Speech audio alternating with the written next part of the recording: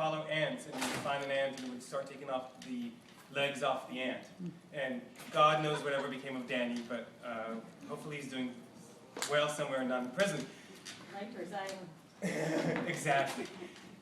Well, Israel, so he would have had to. Anyways, the point of the story is there is a metaphor to be seen in nature, specifically between a spider and a starfish.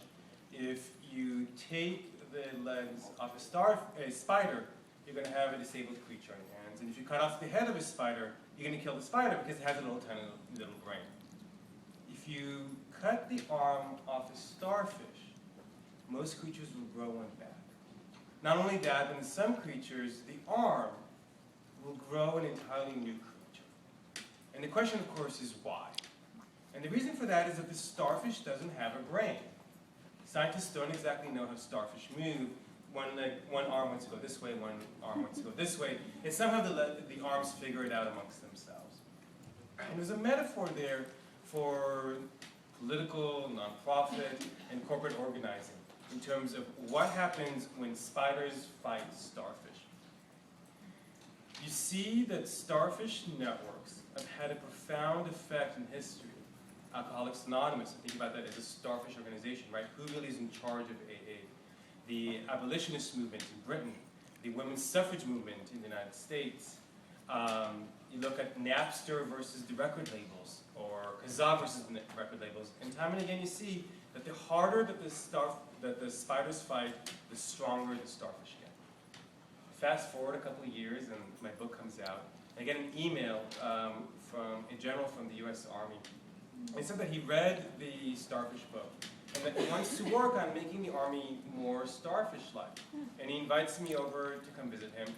I typically do very little homework, unfortunately, so I just kind of show up. I'm a peace studies major from Berkeley. I show up and I'm sitting in his office, and I'm like, "Hey, Marty, how are you?" And people are like, "Okay, well, he's calling by his first name." And we had this really, one of the most meaningful conversations I've ever had in my life. And he says how 9/11 was fundamentally a failure of imagination. We couldn't imagine that people would take airplanes and slam them into buildings. And when we're thinking about the Army and the future of the Army, who are we preparing to fight? Is it China? Is it Yemen? Is it who knows? Or is it a challenge that we need to be so adaptable because we just don't know? We need to have that adaptability.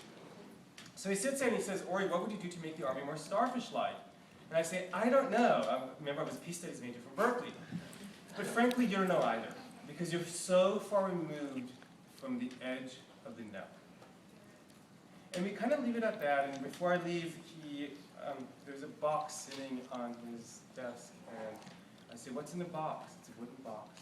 And he starts looking out all these cards from the box.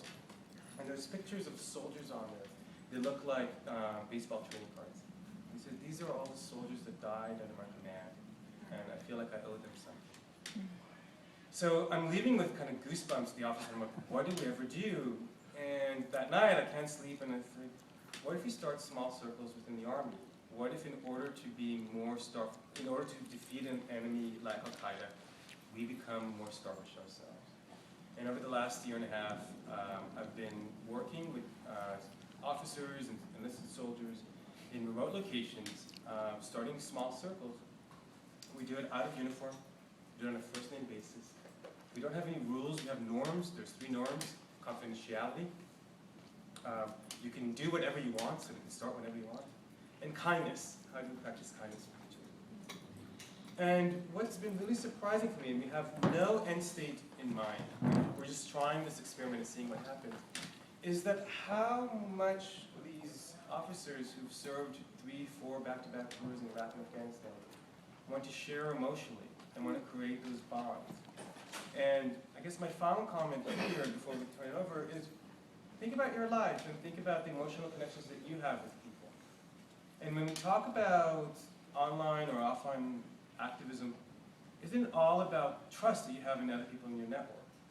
And I would argue that the trust that we have in each other is predicated on emotional connection. And the question is, how do we form emotional connection? And I think it's one of the oldest tools known to man is sitting in a circle and talking honestly to each other and seeing what works.